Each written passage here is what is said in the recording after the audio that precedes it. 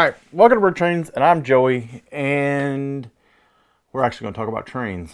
We're going to talk about this and something that I've never really talked about, and actually, up until real recently, it's something that me and Heather had never really gotten pinned down, and that's the name of my Lego city.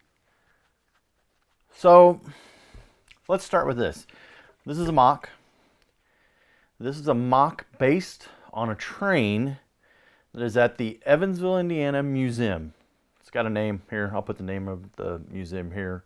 Maybe a link to the website somewhere, maybe in the description. So back when I was a wee little lad, like early, 9, 10, 7, 8, somewhere in that area. Actually, I don't know, and I should know. But the Evansville Museum got donated to them, whatever. They acquired or was given this train. It was a 030 with a camelback tender from the Milwaukee Road Railroad. So from the Milwaukee Road. I don't know the lineage of the whole what that train did. My understanding, and this is just memory from what I've passed, what was been passed on from my grandpa and my dad and other people I've heard story. This train was being used in like the gravel yards, the strip mines and stuff up in north of me, but still considered southern Indiana. But they were given this train. They were also given an L&N club car. The L&N club car is the Tennessee club car. A couple presidents, or at least one president, rode on it. It is basically just a very small restaurant and bar combination. Probably more of a bar than anything. I think you probably could have got like ham roast beef sandwiches. It had a very small little kitchen. The L&N Railroad was very prominent in Evansville at not when I was a kid. It was on the way out, but L&N was still around when I was a kid. But the L&N Depot, which I do have a mock of, was the point at which the L&N decided to go west. So Evansville to St. Louis was the connection run. So that's why there's an L&N history here, because L&N, the old reliable, as it was called, the L&N Railroad ran from, Louisville to Nashville, but actually it ran all the way down to New Orleans, and I'm not sure how far north. I know Cincinnati's been mentioned. So they also acquired the museum, Evansville Museum, acquired or was given a bobber caboose. This MOC is several years old. I actually used I don't know if you could hear that, but there was some sort of alarm going off, which is on the scanner, so I don't know what's going on there. This is some of the old battery motor. Jabbo could tell me what that was. I don't have to look it up. I think it's a battery operated, so it's 4.5 volt, I guess. Because the battery box is actually in our little camelback tender. Now, I've always wanted to put some Milwaukee Road stickers on, like they've got it labeled at the museum, but I've never done it. And again, this is the L&N Depot car. This is kind of the style of passenger car that I like to build. And this is my prototype version. So this is version 1. This is also kind of somewhat before I was really into the digital or started using digital several years ago. Look, hey, I knocked the door off. And I kind of, what got me started on this is I just recently had realized I had gotten this car out. This has been in a tub. We used to take it to the train shows when we would set up and do train shows before COVID. We would set this up. I'm just leaving that door off because I can't get it back on. We would set this up, and it was part of the display place. And anytime we were anywhere close to Evansville doing a train show, everybody was like, "Oh, that's a train from the museum." Yep. So that's this, and then we have an 8-wheel style. Jeez. 8-wheel bobber caboose, which also comes apart very easily if you're not careful. So let me get it back together. This is some of my early work, and I'm not saying that my current work is any better, but at least the stuff I make now won't fall apart near as easy as that. Okay, so that's the history of what this train is and kind of where I'm going. When this train was moved from wherever it was, and I think it was in a couple of different places, they brought it in on rail as far as they could, but they could not get to the museum. They could not get, the museum is on the river, and the river and rail ports were not close to the museum. So they could not push, pull, and drag this locomotive and car and tender or caboose to the museum at the time.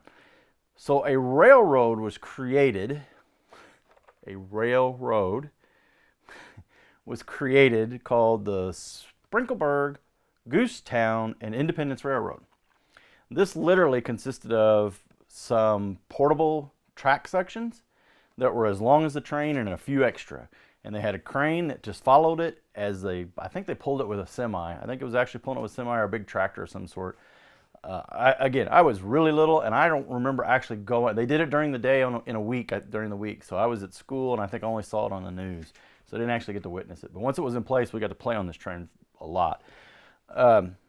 Still go play on this train if you want. It's still there, 40-something years later, 35-something years later. At any rate, they would pick up the track off the back, put it in the front, hook it together, move it 8 feet, and do it again. And that's how they got it through. That railroad, like I said, Sprinkelberg, Goosetown, and Independence Railroad. Those three names have meanings. If you're in Evansville or a West Sider or live in Newburgh or any of those towns, or you know any of those towns, you'll know what all that means. And I'm not going into that in this video. Those were three... Yeah, those three towns, that's some Evansville history from way back before me, way back before me. But that railroad only existed. That is the name of our city, our layout. Well, that's the name of the railroad that runs around our city. The Sprinkelberg, Goosetown, and Independence Railroad. Okay. Anybody has any clue as to what those three, the meaning of those three names of those cities are, put it in the comments. I doubt anybody from Evansville knows that. I know some of the guys from work watch. So anybody old enough to know what those mean? So we're going to grab here and we're going to go and talk about this.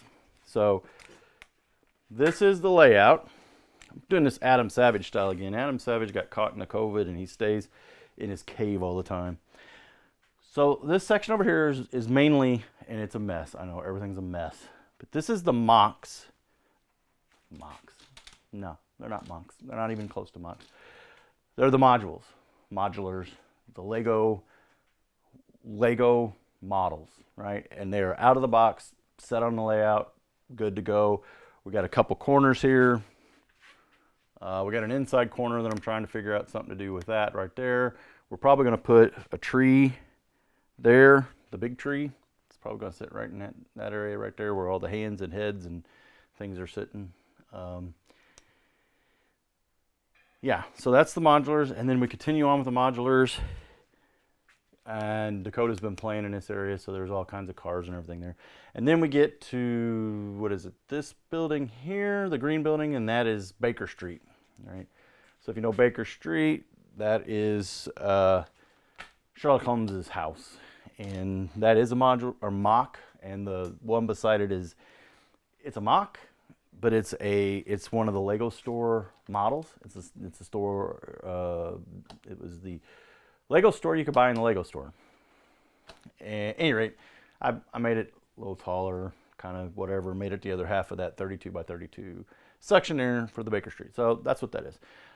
All right, and then we have the L&N Depot. Okay, this is the L&N Depot that was in Evansville, and there's stuff all over it. Now, if I put that there, it's going to get run over by the trains here in a minute. So I'm working. There's lots of things going on here. I can't blame all that on Dakota, although Dakota does play a lot back here. This L&N Depot has been tore down. It was tore down in the 80s. I do remember it. Sorry, I didn't mean to knock you guys over like that. It was tore down in the 80s. I do remember the building. I was never went in it. It quit being a railroad station long before I became a people. So pretty cool MOC. I like it. It's two 48 by 48 base plates, which has really thrown my Mills plates off. 48 by 48, that means there's a half, and there's a half two directions. Yeah, it's kind of really messed things up. And I'm using, are we getting this in the shot? Let's go behind the camera and see. Yeah, there we go. I'm using the new road plates, right? They go all along there. Back in there, we're going kind of crooked, aren't we? Yeah, I don't have a selfie stick. And then the roads go all the way around the MOCs. Okay. So we'll kind of back up here a little bit. This front half of the layout, so this half of the layout is called Goosetown.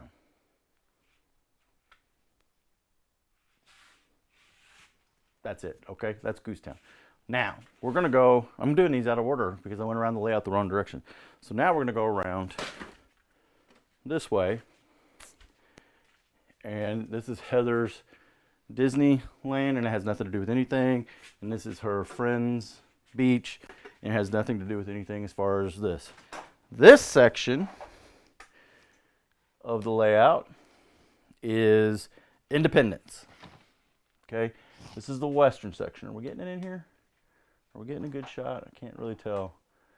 So this is Independence, the western section. We have a western train. Right now we have Polar Express there. We'll push it out of the way. Oh, I just knocked some corn off. Cattle, cowboys, old movie cameras. They were making some movies. The saloon is there. I finished the second floor and I put a roof on it, and I don't like it. So that's going to get, I don't know how far I'm going to start over. I don't like the windows. I don't like what I did. I don't like it. I have room for expansion for these little 16 by 16 buildings. I got a sheriff's office, a jail, 32 by 16. Fire station, same bell, same date as, or actually 1832. Yeah, we'll get back to that in a minute because I just had a thought. All right, so this is Independence all the way up here, okay? So we got Goosetown, that half, Independence, this corner, and then way down there, keep going by. Sorry. You're in the way. I'm in the way, you're in the way, I don't know. This is the Paradisa section right here, right? And let's see. You know, if I was smart, what I would do is turn that on. Look at that, power functions. Can you see that? You can't see that. There's power functions. Let's close that up like that. On the blue side, wrong way. All right, we'll get that engine and train out of here. Let's do the same on this one. Turn that on. That's probably gonna make this video really noisy.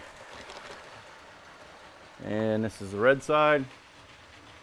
And get it to go the right way. There we go. All right. Whew, just hit my thumb. So that's the trains are running. So that is Paradisa, which Heather decided was okay with calling that Sprinkleberg. So this quarter of the layout, is Sprinkleberg. That is Goosetown over there, that half, that front half. And then this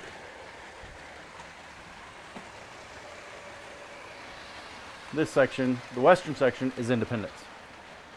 So that gives us the Sprinkleberg, Goosetown, and Independence Railroad, which we're running on here.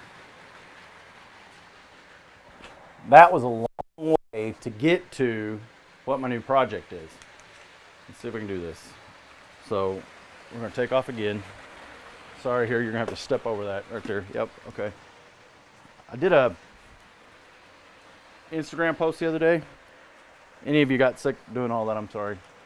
I did an Instagram post the other day.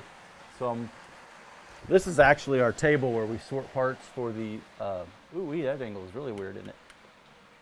This is where we sort parts normally for the store. Currently, I'm not sorting any parts, obviously. But what I am doing, this is, Dakota took some wheels and a base. I am building, what I'm doing is gathering up wheels, and these are not the right wheel truck. The wheel truck's gonna be built different.